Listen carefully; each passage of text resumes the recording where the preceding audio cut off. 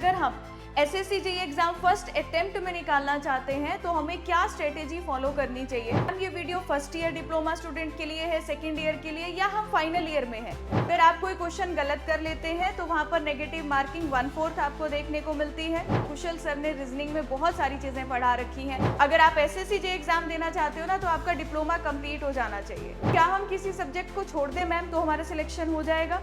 अब उसका जवाब अभी आपको मिल जाएगा। आप वो बैच भी देख सकते हो पीडब्ल्यू एप्लीकेशन पर। अगर सेल्फ स्टडी कर रहे हो उसके लिए मैंने ऑलरेडी आपको गाइड कर दिया है। अगर आप लोग भी एक डिप्लोमा स्टूडेंट है और आप लोग एसएससी जेईई एग्जाम अपने फर्स्ट अटेम्प्ट में क्रैक करना चाहते हैं तो ये वीडियो आप लोगों के लिए बहुत ही इंपॉर्टेंट रहने वाली है, क्योंकि पिछले कुछ दिनों में मैंने कुछ number of videos diploma students के लिए बनाई और वहां पर मुझे आप लोगों की एक क्वेरी यहाँ पर देखने को मिली कि अगर हम SSC JEE exam first attempt में निकालना चाहते हैं तो हमें क्या स्ट्रेटेजी फॉलो करनी चाहिए और क्या हमें प्रॉपर रोड मैप फॉलो करना चाहिए। तो बेसिकली आप सभी के लिए ये खासकर मैं वीडियो लेकर आई हूँ और मेनली हम यहाँ पर बात करेंगे सिविल इंजीनियरिंग ब्रांच के सभी स्टूडेंट्स की। तो देखिएगा, एसएससी जेईई एग्जाम निकालना कोई इम्पॉसिबल चीज नहीं है, लेकिन अगर हमने सही स्ट्रेटेजी फॉलो नहीं करी, सही रिसोर्सेज को नहीं अपनाया पढ़ने के लिए, तो जरूर यहाँ पर एग्जाम क्रैक करना हमारे लिए मुश्किल हो सकता है। तो अच्छा, एक और क्वेश्चन यहाँ पर आता है कि मैम ये video first year diploma student के लिए है, सेकेंड ईयर के लिए, या हम फाइनल ईयर में है? तो ये वीडियो आप सभी के लिए हेल्पफुल रहने वाली है, क्योंकि हम लोग जब ये सोच लेते हैं कि मैंने एसएससी जेईई एग्जाम निकालना है, मैंने सेंट्रल गवर्नमेंट में जूनियर इंजीनियर बनना है, उसी दिन से हमारी तैयारी स्टार्ट हो जाती है। तो अगर आप आज इस वीडियो को देख रहे हैं तो जरूर आपके माइंड में ये चीज तो होगी ही होगी कि मुझे एसएससी जेईई एग्जाम क्रैक करना है, चाहे आप फर्स्ट ईयर में हो, सेकंड में या थर्ड ईयर में। तो हम लोग यहाँ पर आप सभी स्टूडेंट्स को ध्यान में रखकर आज कंप्लीट स्ट्रेटेजी की बात करने वाले हैं। अब क्योंकि स्ट्रेटेजी की बात करनी है तो सबसे पहले जरूरी है एसएससी जेईई एग्जाम के पैटर्न को जानना। तो एक बार जल्दी से जान लेते हैं कि एसएससी जेईई एग्जाम का पैटर्न क्या रहता है, फिर यहाँ पर सब्जेक्ट्स की बात करेंगे और सब्जेक्ट्स के बाद हम बात करेंगे कि किस तरीके से उन सारे सब्जेक्ट्स को आपको कवर करना है कि आप अपने पहले अटेम्प्ट में एसएससी जेईई एग्जाम को क्रैक कर पाओ।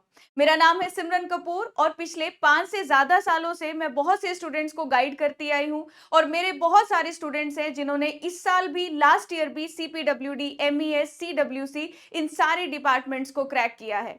तो आप लोग अगर आज इस वीडियो को देख रहे हैं, पूरा इस वीडियो को एंड तक देखिएगा, क्योंकि जितनी बातें मैं यहाँ पर बताने वाली हूँ वो सारी आपकी प्रिपरेशन में हेल्प करने वाली है। तो चलिए स्टार्ट करते हैं। सबसे पहले हम लोग बात करते हैं एसएससी जेईई एग्जाम के जो क्राइटेरिया, जो आपका एलिजिबिलिटी क्राइटेरिया है और सिलेक्शन प्रोसेस है, इन सब चीजों के बारे में जान लेते हैं। तो एसएससी जेईई एग्जाम हमारा यहाँ पर सीबीटी कंप्यूटर बेस्ड टेस्ट होता है। तो यहाँ पर आपके 2 पेपर होते हैं, एक सीबीटी 1, एक सीबीटी 2। जो सीबीटी 1 है, देखिए कोई भी इंटरव्यू नहीं होता, पहले आपका सीबीटी 1 आप देते हैं। जो स्टूडेंट सीबीटी 1 क्रैक कर लेते हैं वो एलिजिबल होते हैं फॉर सीबीटी 2 एग्जाम, और लास्ट में आपका होता है डॉक्यूमेंट वेरिफिकेशन। अब बात करते हैं सबसे पहले कंप्यूटर बेस्ड टेस्ट 1 की। अब कंप्यूटर बेस्ड टेस्ट 1 में क्या क्या सिलेबस आता है, तो देखिएगा सिलेबस की बात करें तो यहाँ पर आपके पास general intelligence reasoning, general awareness, general engineering. General engineering मतलब हम सिविल ब्रांच से हैं तो सिविल ब्रांच के 100 क्वेश्चंस रहेंगे। इसके अलावा जनरल इंटेलिजेंस, रीजनिंग और अवेयरनेस के भी टोटल 100 क्वेश्चंस रहेंगे। तो सीबीटी 1 हमारा 200 क्वेश्चंस होगा उसमें, और 200 क्वेश्चंस को सॉल्व करने के लिए 120 मिनट का टाइम दिया जाएगा। अगर आप कोई क्वेश्चन गलत कर लेते हैं तो वहां पर नेगेटिव मार्किंग 1/4 आपको देखने को मिलती है। अच्छा, अब यहाँ पर बात करें कि अच्छा ये 200 क्वेश्चन 200 मार्क्स, हर एक क्वेश्चन 1 नंबर कैरी करता है। अब अगर आप एसएससी जेईई एग्जाम पहले अटेम्प्ट में क्रैक करना चाहते हो तो आपको पता होना चाहिए कि मैं सीबीटी 1 में एटलीस्ट कितने मार्क्स मुझे स्कोर करने पड़ेंगे कि वो सेफ हो, कि मुझे सीबीटी 2 में ज्यादा स्ट्रेस ना आए। इस बार जितने भी सिलेक्टेड स्टूडेंट से मैं मिली, जिनसे भी मेरी बात होती है इस साल, पिछले साल, तभी वो स्टूडेंट्स जो सिलेक्टेड हुए हैं, मैक्सिमम नंबर ऑफ स्टूडेंट्स वही हैं जिन्होंने 130 से ऊपर स्कोर किया था। 130 से ज्यादा, मैं आपको अभी सारी कट ऑफ भी बताने वाली हूँ लास्ट ईयर्स की। तो यहाँ पर 200 मार्क्स में से मेरा टारगेट स्कोर, अगर मैं पहले अटेम्प्ट में पेपर निकालना चाहती हूँ तो वो 130 प्लस होना चाहिए। अब 130 प्लस लाने के लिए सबसे इंपॉर्टेंट रोल यहाँ पर रहता है रीजनिंग का। अगर आप डिप्लोमा के फर्स्ट ईयर में हैं, आपने अभी कोई टेक्निकल सब्जेक्ट नहीं पढ़ा होगा, ऑब्वियस सी बात है, तो आप कहाँ से अपनी तैयारी स्टार्ट कर सकते हैं? जो लोग डिप्लोमा फर्स्ट ईयर में हैं, आप बेसिक मैथ्स को पढ़ना स्टार्ट कर सकते हैं। आप अपना रीजनिंग वाले पोर्शन को धीरे-धीरे पढ़ना स्टार्ट कर सकते हैं। बेसिक मैथ्स क्यों बोला? क्योंकि बेसिक मैथ्स ना आपके सारे टेक्निकल सब्जेक्ट्स में कहीं न कहीं पर काम आएगा। तो फर्स्ट ईयर वाले स्टूडेंट्स को भी टेक्निकल की तरफ नहीं जाना है। टेक्निकल जैसे-जैसे कॉलेज में भी कवर होता जाएगा, आप उसके साथ भी कवर कर सकते हो। लेकिन आप फर्स्ट ईयर से अगर तैयारी शुरू करना चाहते हो, तो आप धीरे-धीरे रीज़निंग को पढ़ना स्टार्ट कर सकते हो। अब रीज़निंग कहाँ से पढ़ें मैम? आप देखेंगे हमारे इंजीनियर्स वाला यूट्यूब चैनल पर बहुत सारी फ्री क्लासेस हैं। कुशल सर ने रीज़निंग में बहुत सारी चीज़ें पढ़ा रखी हैं, क्वेश्चंस करवा रखे हैं। आप वहाँ से कोई क्लास रेफरेंस के लिए भी देख सकते हो। अच्छा, अब इसके बाद बात कर लेते हैं हम लोग जनरल इंजीनियरिंग में तो हमारे सारे टेक्निकल सब्जेक्ट्स आते हैं। तो टेक्निकल सब्जेक्ट सीबीटी 1 में 100 क्वेश्चंस आने हैं, ठीक है? और वहीं पर जब आप सीबीटी 1 क्रैक कर लेते हो ना, तो आप एलिजिबल हो अब सीबीटी 2 के लिए। जो कंप्यूटर बेस्ड टेस्ट 2 है, इसमें भी टोटल हमारे 100 क्वेश्चंस हैं, पर सारे क्वेश्चंस हमारे सिविल ब्रांच के होंगे। तो एसएससी जेईई एग्जाम निकालने के लिए मेरा टेक्निकल स्ट्रांग होना बहुत ज़रूरी है। 100 क्वेश्चंस मेरे सीबीटी 1 में आने हैं, 100 क्वेश्चन सीबीटी 2 में आने हैं। अब आपके मन में क्वेश्चन होगा क्या दोनों की तैयारी मुझे अलग-अलग करनी पड़ेगी? दोनों के एग्जामिनेशन लेवल में बहुत डिफरेंस होता है? तो नहीं, ऐसा कुछ नहीं है। दोनों ही कंप्यूटर बेस्ड टेस्ट है, दोनों ही ऑब्जेक्टिव टाइप आपके एग्जाम्स हैं। तो यहाँ पर बहुत ज़्यादा कोई डिफरेंस नहीं रहता। अगर आपने पहली बार में अपने सिलेबस को डिटेल में पढ़ा है, कॉन्सेप्चुअली चीज़ें अच्छे से समझ कर पढ़ी हैं, तो वही सीबीटी 1 की तैयारी हमारी सीबीटी 2 में काम आएगी। तो यानी कि जब टेक्निकल को पढ़ना है तो कॉन्सेप्चुअली मुझे सारी चीजें अच्छे से क्लियर होनी चाहिए। ये नहीं कि मैंने एक किताब निकाली, उसके क्वेश्चन सॉल्व करने बैठा और उसको रट्टा मार के उसके आंसर्स याद कर लिए, तो ऐसे एग्जाम नहीं निकलेगा। तो टेक्निकल का बहुत बड़ा रोल है एसएससी जेईई एग्जाम को क्रैक करने में। अब अगर आप सेकेंड ईयर थर्ड ईयर में हैं, तो आप लोगों को अब टेक्निकल को पढ़ना स्टार्ट करना है, क्योंकि कहीं ना कहीं आप कॉलेज में भी कोई टेक्निकल सब्जेक्ट पढ़ रहे होंगे। अब हम उसके बारे में भी बात करेंगे कि किस तरीके से आपको एसएससी जे एग्जाम के लिए टेक्निकल सब्जेक्ट्स को कवर करना है। तो ये तो बात थी कि सीबीटी 2, और सीबीटी 2 में जैसे आप सिविल के हो 100 क्वेश्चन सिविल के, 100 क्वेश्चंस इलेक्ट्रिकल के, जिस भी रिस्पेक्टिव ब्रांच से, और यहाँ भी नेगेटिव मार्किंग देखने को मिलती है अगर आपने गलत आंसर किया। अब यहाँ क्या न्यूमेरिकल रहता है? नहीं, बहुत सारे न्यूमेरिकल्स नहीं रहते हैं, वैसा ही बेसिक आपके जैसे सीबीटी 1 के क्वेश्चन थे वैसे ही रहते हैं, बस थोड़े कॉन्सेप्चुअल हैं। ऐसे नहीं कि पूरा पेपर न्यूमेरिकल है, तो न्यूमेरिकल या मैथमेटिकल कैलकुलेशन से डरने की जरूरत नहीं है। अगर आप एसएससी जे एग्जाम देना चाहते हो ना, तो आपका डिप्लोमा कंप्लीट हो जाना चाहिए। अब जब नोटिफिकेशन आएगी तो उसमें एक डेट मेंशन होती है कि इस डेट तक अगर आपके पास डिप्लोमा का प्रोविजनल भी है तो भी आप लोग एलिजिबल हो। लेकिन अगर आप सेकेंड ईयर में हो अभी, तो आप लोग एलिजिबल नहीं हो for this SSC JEE exam. और एज लिमिट की भी बात करें तो एज लिमिट 18 से 32 साल वाले सभी स्टूडेंट्स इस फॉर्म को फिल कर सकते हैं। और यहाँ पर पेपर 1 और 2 के बारे में मैंने ऑलरेडी आपको बता दिया। अब जब आप एसएससी जे एग्जाम निकालते हैं तो अलग-अलग डिपार्टमेंट्स हैं जहाँ पर आप ज्वाइन कर सकते हैं। जैसे सीपीडब्ल्यूडी में आपकी कोई भी यहाँ पर अलग से अगर हम बात करें, कोई एक्सपीरियंस रिक्वायर नहीं होता। और सीपीडब्ल्यूडी मैक्सिमम स्टूडेंट्स का एक अच्छा फेवरेट डिपार्टमेंट रहता है। अगर आप जानना चाहते हैं सीपीडब्ल्यूडी के बारे में डिटेल में, इस वीडियो के कमेंट सेक्शन में जरूर लिखिएगा, तो मैं अलग से उसके लिए एक वीडियो आपको प्रोवाइड कर दूंगी। तो यहाँ पर आपके पास जो अलग अलग डिपार्टमेंट्स है, जैसे सीपीडब्ल्यूडी आपका है, मिलिट्री इंजीनियरिंग सर्विसेज है, सेंट्रल वाटर कमीशन है, इन सब में बिना किसी एक्सपीरियंस के आप लोग यहाँ पर सीधा डिप्लोमा कंप्लीट करने के बाद, एसएससी जे एग्जाम निकालने के बाद आप इन सारे डिपार्टमेंट्स में ज्वाइन कर सकते हो। अच्छा, ये सारी तो बेसिक चीजें मैंने आपको बताई। अब सिविल इंजीनियरिंग ब्रांच के स्टूडेंट हो तो टेक्निकल में कौन कौन से सब्जेक्ट्स हैं जो हमारे यहाँ पर एग्जाम में पूछे जाते हैं? तो देखिएगा, surveying, BMCCT, hydraulics, hydraulic machine, RCC, soil mechanics, hydrology, transportation जिसमें आपका हाईवे रेलवे का पोर्शन रहता है, एनवायरमेंटल इंजीनियरिंग कंप्लीट होगा जो आपने अलग अलग सेमेस्टर्स में पढ़ा होगा। जो फर्स्ट ईयर वाले स्टूडेंट्स हैं अभी वो पढ़ेंगे कॉलेज में, और जो फाइनल ईयर वाले हैं वो पढ़ लिया होगा आपने इन सब्जेक्ट्स को। Estimation, costing, theory of structure and steel design. अब आपके मन में क्वेश्चन आ रहा होगा कि मैम इनमें से हाईएस्ट वेटेज कौन से हैं? अगर मैं तैयारी शुरू करूं तो कहां से स्टार्ट करूं? तो पहला मेरा ये गाइडेंस होगा आपके लिए कि जो आपके कॉलेज में सेमेस्टर एग्जाम या सेमेस्टर में जो टेक्निकल सब्जेक्ट चल रहा है, आप वहां से तैयारी शुरू कर सकते हो। इससे आपका सेमेस्टर का एग्जाम भी अच्छा जाएगा और उसके साथ साथ तैयारी में भी वो चीज हेल्प करेगा। अगर मैं यहाँ पर सबसे पहले हाईएस्ट वेटेज की बात करूँ, ये 2024 का सीबीटी 1 का जो पेपर हुआ था, उसमें बीएमसी सीटी वाला पोर्शन देखो, अलग अलग शिफ्ट में पेपर होता है क्योंकि नंबर ऑफ स्टूडेंट्स जो अप्लाई करते हैं वो अच्छे खासे नंबर में होते हैं, इसलिए 4 शिफ्ट में पेपर हुआ था आपका। और यहाँ देखेंगे 15 से 14 एक शिफ्ट में 16 क्वेश्चंस बीएमसी सीटी से आए, तो हाईएस्ट वेटेज रखता है ये सब्जेक्ट। इसके अलावा ट्रांसपोर्टेशन में देखोगे 11 टू 13 क्वेश्चंस हर शिफ्ट में देखने को मिले। एनवायरमेंटल इंजीनियरिंग के 15, 11, 12 क्वेश्चंस देखने को मिले। आरसीसी में भी 12 से 13 क्वेश्चंस थे। हाइड्रोलिक्स के भी देखेंगे आप 11 से 10 क्वेश्चंस थे। तो कुछ ऐसे सब्जेक्ट्स थे जिनका वेटेज बहुत कम था, जैसे स्टील से एक क्वेश्चन या दो क्वेश्चन या एक भी क्वेश्चन नहीं आया। सोम और टॉस से देखेंगे तो 4 से 6 क्वेश्चंस है ना। अब जब आप तैयारी करोगे तो क्या हम किसी सब्जेक्ट को छोड़ दें मैम तो हमारा सिलेक्शन हो जाएगा? अब उसका जवाब अभी आपको मिल जाएगा, क्योंकि 2024 के मैंने सारे वेटेज वाले सब्जेक्ट्स आपको बताए। अब चलते हैं 2025 में। जो 2025 में आपका पेपर हुआ, इसमें कहानी बदल गई एक शिफ्ट में। जहां स्टील का वेटेज 1 से 2 क्वेश्चंस रहता था, वहीं पर अब आप देखेंगे, एक बार यहाँ चेक करते हैं भाई। अगर हम यहाँ पर स्टील का वेटेज देखो बीएमसी का वेटेज तो 11, 8, 13 और 16 रहा, तो बीएमसी का वेटेज कांस्टेंट है पिछले कुछ सालों से। तो बीएमसी को तो आपको हाईएस्ट वेटेज में कंसीडर करना ही करना है ना। इसके अलावा अगर हम बात करें सॉइल, सॉइल का वेटेज भी 11 से 10 आपको सेम देखने को मिल रहा है। स्ट्रेंथ ऑफ मटेरियल देखो, स्ट्रेंथ ऑफ मटेरियल का वेटेज क्या है, बढ़ गया। 8 टू 7 क्वेश्चंस आपको अब स्ट्रेंथ ऑफ मटेरियल के देखने को मिले। अच्छा, यहाँ पर देखेंगे आप लोग estimation, irrigation, RCC, steel, steel पर आते हैं।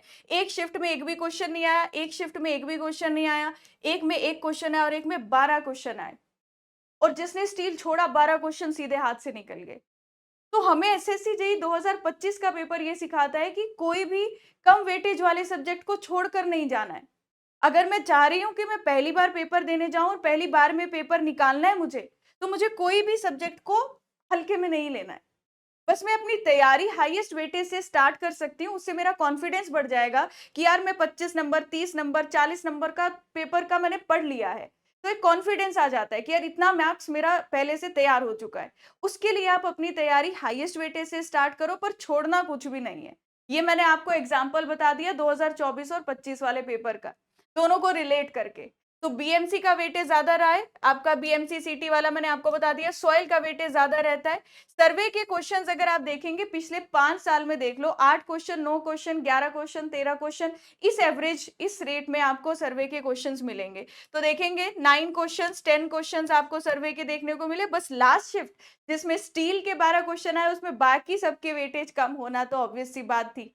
तो यानी कि हमें एक सीख देखने को मिली कि भाई कुछ सब्जेक्ट्स हैं जो कांस्टेंट अच्छे वेटेज के आते हैं। PMCCT, soil mechanics, environmental engineering, surveying subject, transportation जिसमें मैं बोलूंगी highway engineering, RCC design, estimation, costing, ये सारे ऐसे सब्जेक्ट्स हैं जो अच्छे वेटेज के आते ही रहते हैं।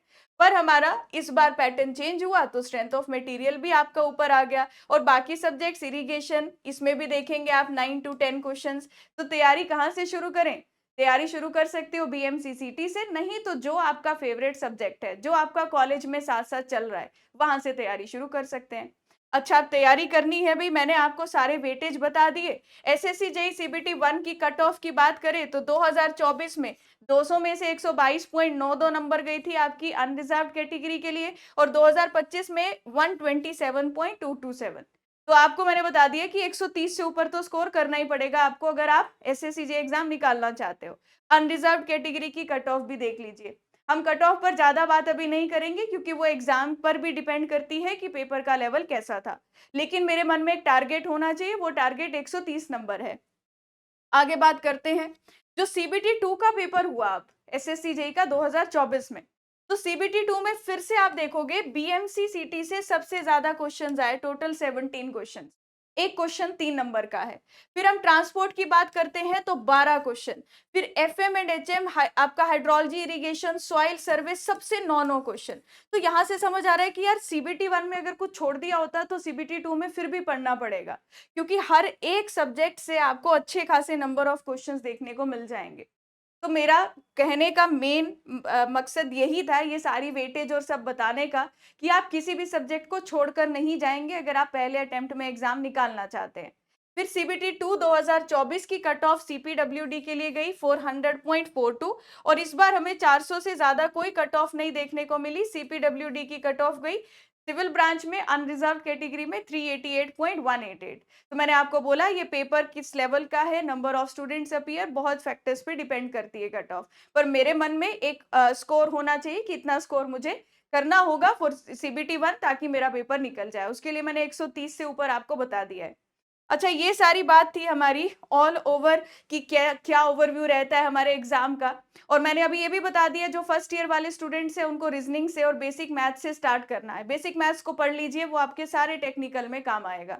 रीजनिंग को धीरे धीरे पढ़ना स्टार्ट कर दीजिए। ऑफिशियल सिलेबल एसएससी जेई की वेबसाइट पर भी है, अगर आप चाहते हैं उस पर भी अलग से वीडियो बनाऊं तो कमेंट सेक्शन में बताकर जाइएगा, आपको अलग से वीडियो प्रोवाइड करा दी जाएगी।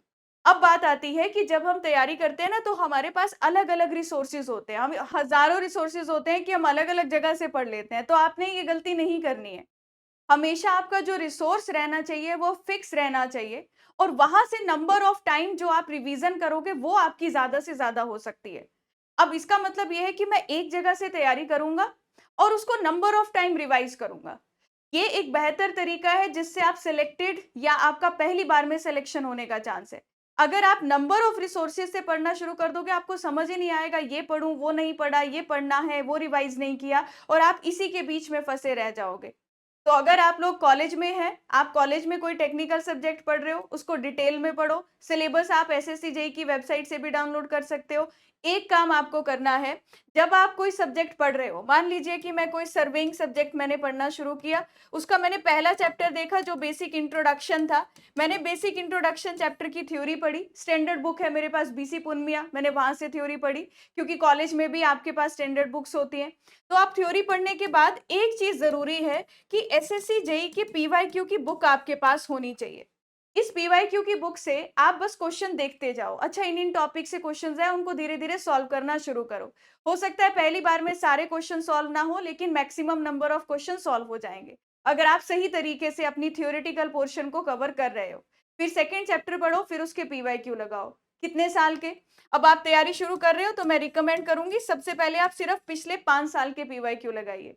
जब ये कंप्लीट हो जाएंगे फिर उससे पिछले 5 साल में हम जाएंगे। तो मान मान लीजिए मैं कॉलेज के सेकंड ईयर या थर्ड ईयर में हूँ, क्योंकि मेरे पास अब बहुत ज्यादा टाइम तो नहीं होता कि मैं साथ साथ में तैयारी भी करूँ कॉलेज भी पढूं। तो मैंने शुरुआत करनी है सबसे पहले किसी एक टेक्निकल सब्जेक्ट से, जो या तो आप साथ में पढ़ रहे हो या पिछले सेमेस्टर में पढ़ चुके हो और आपको इजी लगता था। आपने वो सब्जेक्ट उठाया, आपने उस सब्जेक्ट का चैप्टर पढ़ा, उस चैप्टर की थ्योरी पढ़ने के बाद एसएससी जेई के पीवाईक्यूज लगाए, फिर सेकंड चैप्टर उसके पीवाईक्यूज लगाए। कम से कम एक दिन में 3 घंटे आपको अपनी तैयारी को देने पड़ेंगे। अगर आप डिप्लोमा के साथ साथ ही तैयारी करना चाहते हो, पर कंसिस्टेंट रहना पड़ेगा, कि जब बीच में डिप्लोमा वाले एग्जाम्स हैं आपके तो उस टाइम पर हो सकता है तैयारी ऊपर नीचे हो, पर अदरवाइज हर एक दिन का आप 3 आवर्स दे रहे हो। उस 3 आवर्स में आप एक एक करके टेक्निकल सब्जेक्ट्स को कवर करते जा रहे हो। कवर करने का मतलब है उसकी थ्योरी आपने पढ़ ली है, एसएससी जेई के पीवाईक्यूज लगाए हैं। अब जो थ्योरी मैंने आज पढ़ी उसको रिवाइज करना है एक बार सोने से पहले जरूर। फिर 7 दिन के बाद एक रिवीजन की जरूरत होती है हमें, और उसके बाद 30 डेज के बाद एक रिवीजन की जरूरत होती है। अगर आपने 7 दिन और 30 दिन के बाद रिवाइज किया टॉपिक्स तो आपके भूलने के चांसेस कम हो जाएंगे, तो आपके दिमाग में वो चीजें बैठ जाएंगी जो आपने पढ़ा होगा।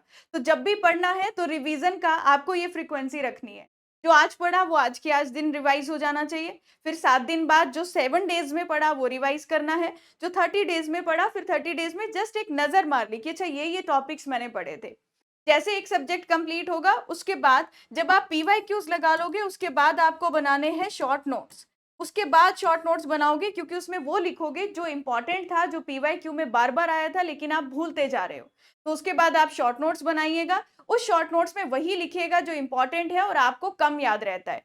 जब आप ये सब चीजें कर लोगे हर एक सब्जेक्ट के लिए, अगला स्टेप होगा आपका स्टेट के जेई के पीवाईक्यूज को सॉल्व करना। तो आप कोई भी बुक देख सकते हैं जिसमें स्टेट के अलग अलग स्टेट्स के जेई के एग्जाम्स के क्वेश्चंस होते हैं, उससे आपको आइडिया लग जाएगा अपने कॉन्सेप्ट्स अप्लाई कैसे करने हैं। जब कोई क्वेश्चन देखो तो कॉन्सेप्ट्स का एप्लीकेशन आना चाहिए, वो आप यहाँ से सीख जाओगे। लेकिन अभी बिगनर हो तो पहले थ्योरी पढ़ो और एसएससी जेईई पीवाईक्यू करो, बस इतना ही करना है। सबसे पहले आपको सारे टेक्निकल सब्जेक्ट्स को अच्छे से पढ़ना है, कॉन्सेप्चुअल चीजें क्योंकि एग्जाम में पूछी जाती है। अगर आप सेल्फ स्टडी नहीं कर पा रहे तो इंजीनियर्स वाला ने एक आधार बैच अभी निकाला है। उस आधार बैच में मेनली डिप्लोमा स्टूडेंट्स को टारगेट करके उस बैच को डिजाइन किया गया है, जिसमें स्टार्टिंग में बेसिक मैथ्स और रीजनिंग ये सब पढ़ाया जाएगा और धीरे धीरे एक एक टेक्निकल सब्जेक्ट पढ़ाया जाएगा। और आपके कॉलेज के एग्जाम्स को भी बैलेंस करने के लिए पूरी प्लानिंग की गई है कि कॉलेज भी बैलेंस हो जाए, सेमेस्टर ब्रेक भी आपकी ध्यान में रखी गई है और बाकी क्लासेस जो पेड हैं, जो एसएससी एग्जाम के लिए मेनली है, एसएससी आरआरबी के लिए, तो वो भी उस तरीके से प्लान है। आप वो बैच भी देख सकते हो पीडब्ल्यू एप्लीकेशन पर। अगर सेल्फ स्टडी कर रहे हो उसके लिए मैंने ऑलरेडी आपको गाइड कर दिया है। तो राइट रिसोर्सेज होने चाहिए और एक ही रिसोर्स लो और उसी से बार बार पढ़ो, है ना। और मैंने आपको बता दिया कॉन्सेप्चुअल लर्निंग और क्वेश्चन प्रैक्टिस करना बहुत जरूरी है। तो हमें सबसे पहले क्या करना है, सबसे पहले अपनी थ्योरी, अपने कॉन्सेप्ट्स, इन सबको कंप्लीट कर लेना है। उसके बाद हमें पीवाईक्यूज लगाने हैं। कौन से? एसएससी जेईई के पीवाईक्यूज। इसके बाद आप क्या करेंगे, इसके बाद आप शॉर्ट नोट्स बनाएंगे इन सभी सब्जेक्ट्स के। आप स्टेट के जो जेईई के क्वेश्चंस हैं उनको सॉल्व करेंगे और फिर लास्ट स्टेप होता है मॉक टेस्ट। मॉक टेस्ट में आप टेस्ट में ये एनालाइज कर पाते हो कि मैं कितने टाइम में कितने क्वेश्चंस अटेम्प्ट कर पा रहा हूँ, वो लास्ट स्टेप होगा। तो अगर आप बिगिनर हो तो वहां से आपने अपनी तैयारी को स्टार्ट कर देना है। अभी भी आपको अगर नहीं समझ आ रहा कोई सब्जेक्ट कैसे पढ़ना है, क्या उसमें इंपॉर्टेंट है, आप ये सर्च कर सकते हैं सर्वेइंग वन शॉट। आपको मेरी क्लास यहाँ पर मिल जाएगी, 380K व्यूज इसमें ऑलरेडी आ चुके हैं। आप यहाँ पर देखिएगा, मैंने सर्वेइंग पढ़ाया है, इंपॉर्टेंट बताए हैं, स्टार मार्क करवाए हैं। तो उस तरीके से आपको एक हिंट मिल जाएगा कि कौन से टॉपिक्स इंपॉर्टेंट है फॉर एसएससी जेईई एग्जाम।